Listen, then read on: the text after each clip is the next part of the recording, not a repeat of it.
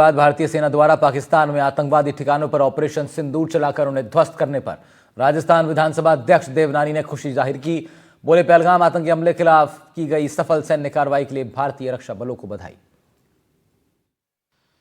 पहलगाम आतंकी हमले के बाद भारतीय सेना ने पाकिस्तान में एयर स्ट्राइक कर आतंकी ठिकानों को खत्म किया है और एक तरीके से करारा जवाब भी दिया है। हमारे साथ विधानसभा के स्पीकर वासुदेव देवनानी जी हैं। देश जो चाह रहा था देवनानी साहब, उसी तरह का माकूल जवाब कहा जाए इसे।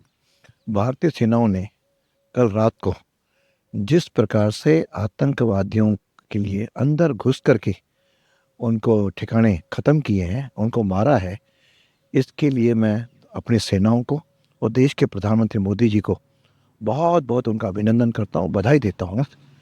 और यह स्ट्राइक का नाम सिंदूर रखना भी महत्वपूर्ण है।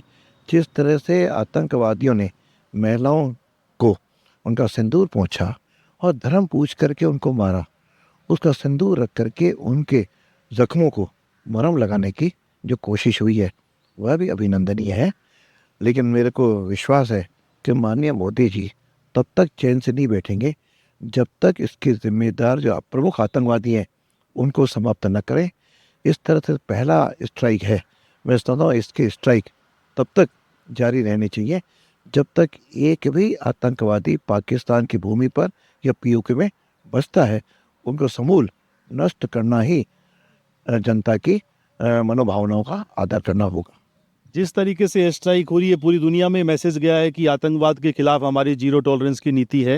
हालांकि सैन्य ठिकानों पर एक्शन नहीं हुआ है।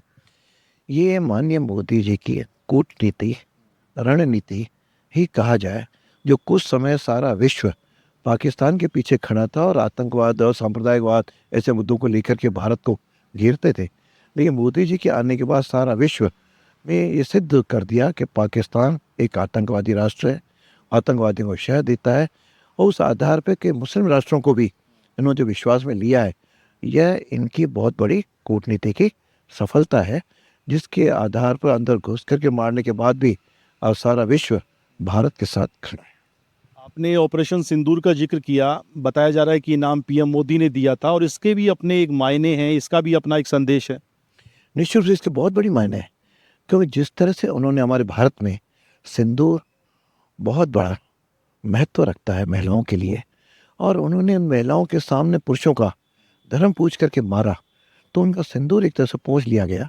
उस सिंदूर का जो अपमान हुआ, सिंदूर के साथ जो उन्होंने खुला खिलवाड़ किया, उन आतंकवादियों को उसी का नाम ऑपरेशन दे करके समाप्त करना ये बहुत बड़ा काम है, जो मैं मोदी जी के इसके लिए बहुत बहुत उनका अभिनंदन करता हूँ।